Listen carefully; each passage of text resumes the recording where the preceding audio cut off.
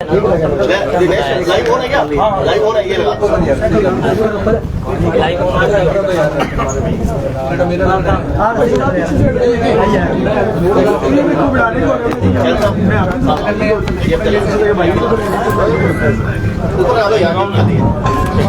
मैं बोल रहा हूँ प्लीज आप सस्ता का मसला है, सस्ता के अरे यार रिकॉर्डिंग दिखाने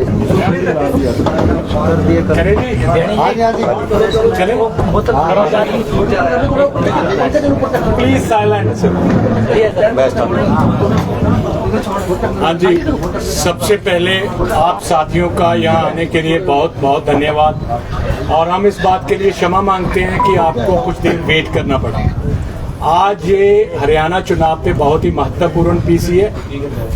आपके रूबरू श्री पवन खेड़ा जी, कोई मैं समझता हूँ बताने वाली बात नहीं है, बहुत बड़ा नाम है। AICC के मीडिया एंड पब्लिसिटी डिपार्टमेंट के ये चेयरमैन हैं, CWC के मेंबर हैं और बड़ी महत्वपूर्ण AICC के 5 सदस्यों में ये अपनी पहचान रखते हैं। तो मैं ज़्यादा समय ना लेता हुआ पवन जी से कहूँगा कि ये शुरू करें प्लीज़। Thank you. धन्यवाद। माफ़ी चाहते हैं, थोड़ा लेट हुए। मुझे कहा कि आप लोग लेट हो रहे हो, मुझे मालूम है ये गलत बोल रहे थे। आप लोग सही समय पे आए थे, हम ही लोग लेट हो रहे थे, तो उसके लिए मैं माफ़ी मांगता हूँ। चुनाव में अक्सर हो ही जाता है। मैं यहाँ आया उससे पहले कल कुछ सोच रहा था कि सिरसा जा रहा हूँ, एक ऐसी ज़मीन पर जा रहा हूँ जिस ज़मीन ने जब अनाज की कमी हुआ करती थी देश में, इस ज़मीन ने बीड़ा उठाया था कि पूरे भारत में अनाज की कमी खत्म कर देंगे और खत्म करके दिखाया। ये ऐसी पावन ज़मीन है। तो यहाँ एक तरह से मैं इसको तीर्थ यात्रा मानता हूँ, मैं जहाँ आया हूँ। उसके बाद जब किसान आंदोलन हो रहा था तो मनसा सिरसा से लेकर सोनीपत बागपत तक के किसानों ने ही बीड़ा उठाया था कि किसानी को बचाना है इस देश में। बड़े बड़े उद्योगपतियों के पास खेती एक तरह से गिरवी रखने का एक षड्यंत्र रचा जा रहा था, उसको रोकने का जो काम यहाँ के मजबूत किसानों ने किया, उसके लिए भी उनको सलाम करने मैं यहाँ आया हूँ। लेकिन जब मैं सोच रहा था तभी किसी ने मुझे, हमारे यहीं के किसी साथी ने एक सांसद का वीडियो भेजा, भारतीय जनता पार्टी की हिमाचल की सांसद, जो कहती हैं कि जिनको हम और आप काला कानून कहते हैं, कि वो काला कानून वापस लाएंगे। अब मैं हैरान हुआ, मैंने फिर से उसको रिवाइंड करके 4-5 बार सुना कि मैंने गलत सुन लिया हो कहीं, लेकिन वो तो वही बोल रही थी। आज सुबह, आज अभी 1-1.5 घंटे पहले एक विधायक भारतीय जनता पार्टी का, उसने फिर समर्थन कर दिया इसी बयान का। तो पार्टी के भीतर कोई चर्चा चल रही हो सकता है सांसद ने गलती से उस चर्चा को सार्वजनिक कर दिया। चर्चा तो चल रही होगी, अपने दिमाग में तो उनके नहीं आया होगा कि ये काले कानून वापस लाने हैं। चर्चा पार्टी के किस मंच पर, प्रधानमंत्री के कार्यालय में चली, कृषि मंत्रालय में चली, कहीं ना कहीं तो ये चर्चा चली है।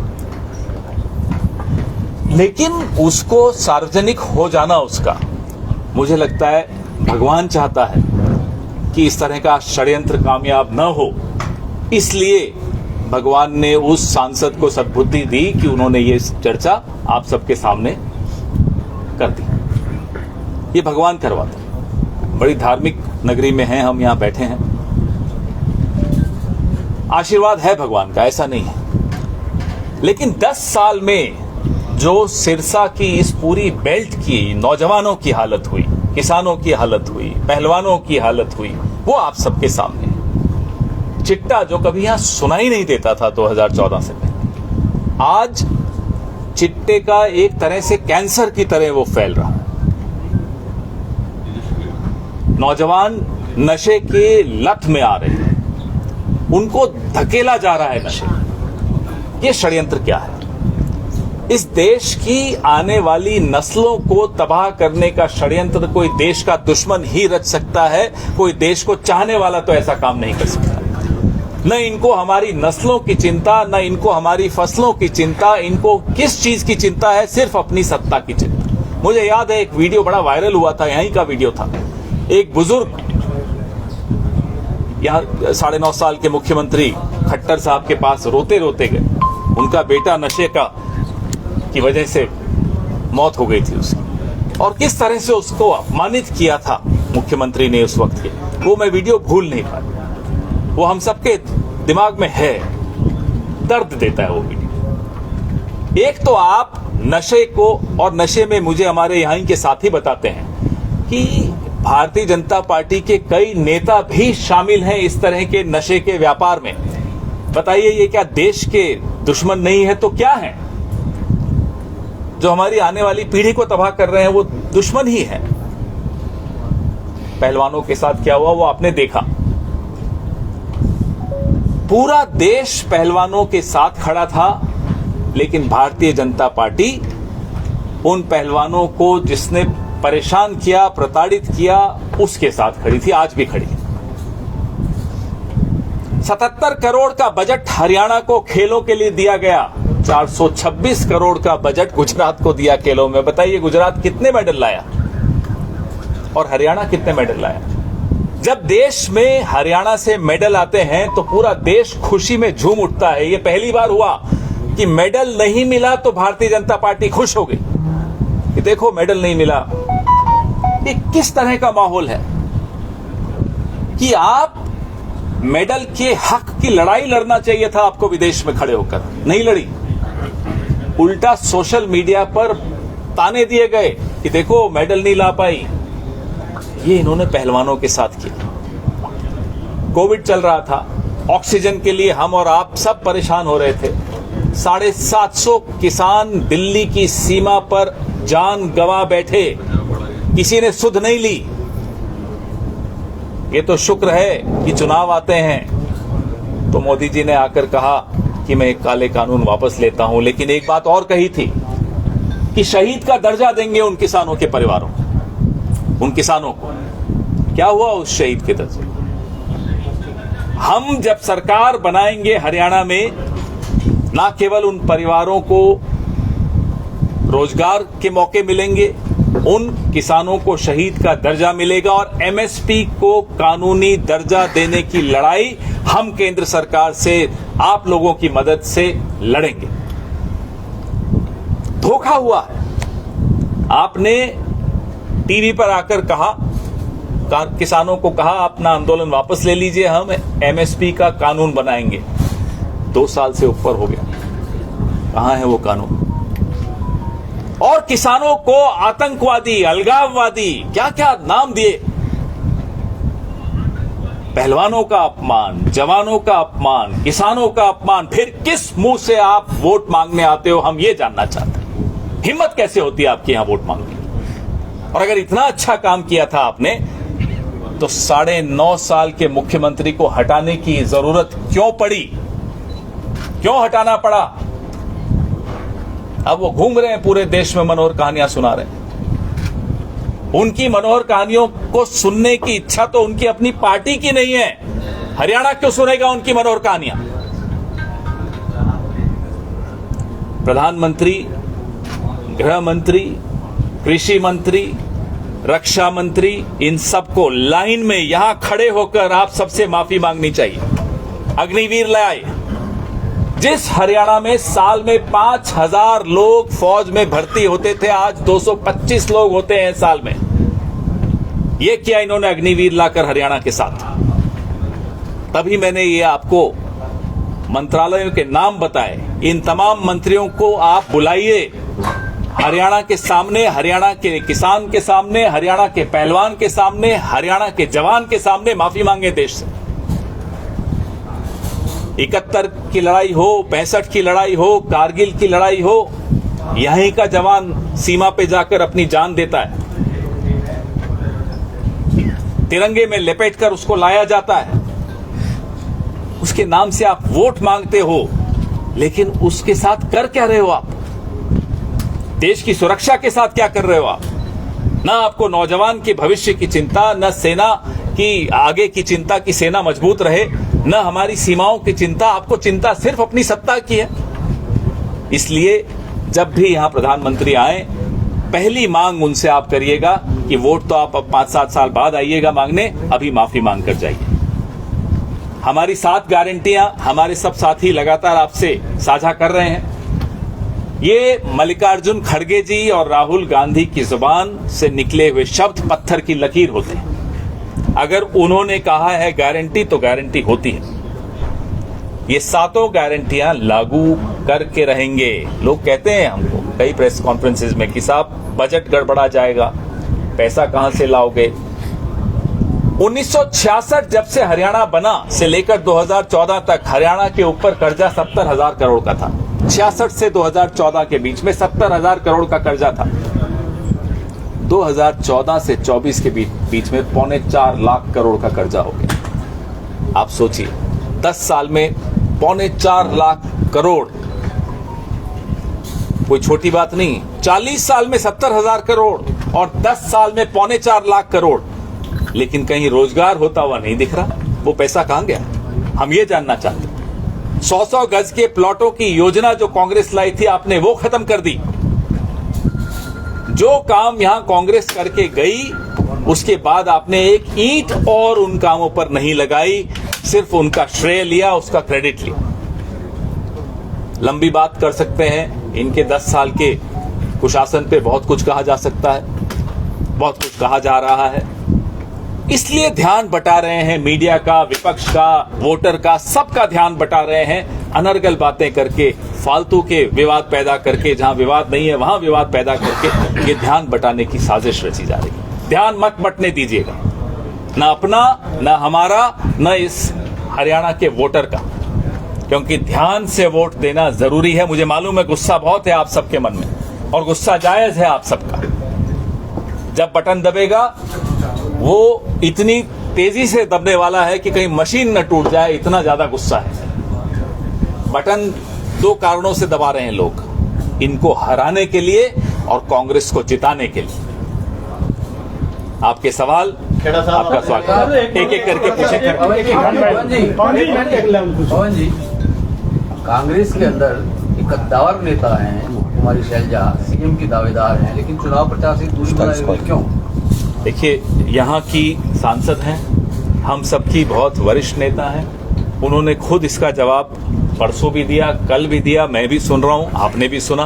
तो अब इसके बाद तो कोई बात इसमें रही नहीं जाती। तो बार बार उस मजमून को लाना, जो मुद्दा अब है ही नहीं, उसको क्यों लाना? पवन जी, आपने कहा था मनोहर लाल जी के लिए कि जब सीएम से हटाया गया तो वो कांग्रेस के संपर्क में आए। आप इंतजार तो कीजिए, ये मनोहर कहानियां तो लंबी चलेंगी। अभी तो शुरुआत हुई है। हमारे हरियाणा के ही एक कद्दावर नेता और खुलासा करेंगे, आप निश्चिंत रहिए, बहुत खुलासे होने। सर, किसानों के मुद्दे पर सर आप बड़ी बातें कर रहे हैं। स्वामीनाथन आयोग के अंदर 2 आय वृद्धि की बात कर रहे थे, पर आज तक बीजेपी, आपने भी क्या किया बताइए? स्वामीनाथन आयोग की 200 के लगभग, 201 के लगभग अनुशंसाएं थी, रिकमेंडेशंस थी। 175 कांग्रेस पार्टी ने लागू की, 26 बची, 25 भारतीय जनता पार्टी ने लागू की। वो एक जो एमएसपी से संबंधित थी वो लागू नहीं की। जबकि 2014 में नरेंद्र मोदी जी ने वादा किया था, हरियाणा के किसानों से वादा किया था, सिरसा के किसानों से वादा किया था कि मैं लागू करूंगा वो फॉर्मूला जो स्वामीनाथन जी का था। लेकिन जीतने के बाद सुप्रीम कोर्ट में हलफनामे में लिखा कि मैं नहीं करूंगा। कांग्रेस पार्टी ने 201 में से 175 सिफारिशें लागू की थी, 26 इनके लिए छोड़ी, वो भी ये पूरी लागू नहीं कर पाए। तो सवाल तो उनसे बनता है, हमें तो सजा मिलनी थी मिली, हमने वो सजा ली, और अब हम आपको कह रहे हैं कि हम किसानों के साथ खड़े थे, खड़े हैं, खड़े रहेंगे। हम पर आरोप लगा, अरे आप अलगाववादियों के साथ खड़े हैं। क्यों? किसान ने पगड़ी पहनी है तो वो अलगाववादी हो गया? ये सवाल हम पूछेंगे, पूरे विश्व में पूछेंगे जाकर। हमें कोई डर नहीं है सवाल पूछने में, हमें फख्र है इन भाइयों पर, और उस फख्र के साथ हम इनके साथ खड़े हैं। आपने शुरुआत की कंगना से, मैंने नाम भी नहीं लिया, आप ले रहे हो। सर मैं ले रहा हूँ। कंगना का आपने बयान का आपने जिक्र किया, आपको लगता नहीं कि बार बार ये कोई साजिशन, बार बार किसानों को सम्मानित करने के लिए बार बार बुलाया जाता है, माफी मांगी जाती है? ये बिल्कुल ये अंदर की बात है। मुझे ये नहीं समझ में आ रहा कि अंदर की बात इशारे से वो बाहर लाती हैं या गलती से लाती हैं, लेकिन बात अंदर यही चल रही है कि काले कानून आने चाहिए। किस तरह से ये जिनका आपने नाम लिया, मैंने उनकी पिक्चरें भी नहीं देखी वैसे, जिनका आपने नाम लिया, वो किस तरह से बार बार किसानों का अपमान करती हैं। ये बिना ऊपर की अनुमति के नहीं हो सकता, उनकी इजाजत के बगैर नहीं हो सकता। वही चाहते हैं कि ये बोला जाए, नहीं तो किसी की हिम्मत नहीं है उस पार्टी में, पत्ता भी नहीं हिलता उनके इशारे के बगैर, और ये ऐसे ही बोल रही हैं। ऐसा हो सकता है कि सर एक 25 लाख का जो सरकार फ्री इलाज का प्रोग्राम बनाया है, उसमें क्या क्राइटेरिया है? कोई बीपीएल है या जनरल सबके लिए? जनरल सबके लिए है। ये राजस्थान में जो हमारी चिरंजीवी योजना थी, उसी से हमने ये सीखा है, और पूरे देश में जहां जहां हमारी सरकारें हैं, हम वहां ये ला रहे हैं। यहाँ भी हम वादा कर रहे हैं, सरकार बनते ही ये योजना लाई जाएगी। 25 लाख तक का इलाज पूरे हर हरियाणा वासी के लिए मुफ्त हो। एक सर जम्मू कश्मीर और हरियाणा के अंदर जो चुनाव और उसके अंदर हरियाणा की स्थिति क्या नजर आ रही है आपको? बहुत बहुत मजबूत स्थिति है। हम दावे के साथ कह रहे हैं कि इस बार आप Guinness book of world record में नाम आएगा या नहीं मुझे नहीं मालूम, मुझे लगता है आ जाएगा हरियाणा का, इतने भारी बहुमत से जीतने वाले। Pawan ji, Anil Kakkar from the Tribune. Pawan ji, ये जो फैक्शनलिज्म है कांग्रेस में, आपको नहीं लगता कि ये पिछले काफी टाइम से इंटरनली जो डिस्प्यूट्स है, इसको आप हाँ सॉरी, अभी सिरसा में भी ये है कि लोकल लीडरशिप फैक्शंस में है, एंड ये कहीं ना कहीं थोड़ा सा ओवर कॉन्फिडेंस भी नजर आता है। तो ये इस बार भी कोई नुकसान आपको लगता है कि होने वाला है? नहीं, ओवर कॉन्फिडेंस तो कभी भी नहीं होना चाहिए, और ना है। अगर आपको लगता है तो वो नहीं होगा। हम पूरी आपको सम्मान के साथ मैं ये कह सकता हूं।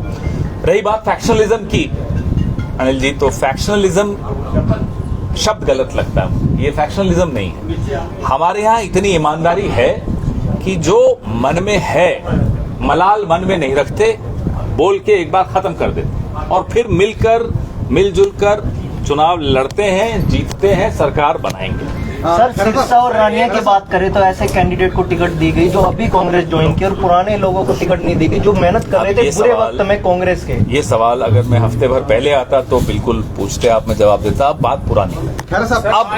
अब चुनाव एकदम नजदीक आ गया। अब हम सबके मन में भी ये बात नहीं रही, अब हम सब मिलकर लड़ रहे हैं लगातार। दिख रही है सिरसा के अंदर, एक आध थोड़ा समय लगता है, लेकिन सब सेटल हो गया है। चुनाव को स्थिर होने में भी समय लगता है, लेकिन अब अभी लेकिन ये आपको हम वादा करके जा रहे हैं, कोई फैक्शनलिज्म की वजह से कोई नुकसान नहीं होगा। सब मिलकर चुनाव लड़ेंगे और जीतेंगे। हाँ जी बीजेपी लगातार रोक लगा रही है, जैसे आपने 7 गारंटियों की बात करी, हिमाचल में आप पूरी नहीं कर पाए, और भी जहां आप जीते हैं वहां पूरी नहीं। हिमाचल में लागू कर दी, ओपीएस लागू कर दी, बीजेपी ने कहा पैसे कहां से लाओगे? हमें वो सब योजनाएं करने के लिए पैसा है।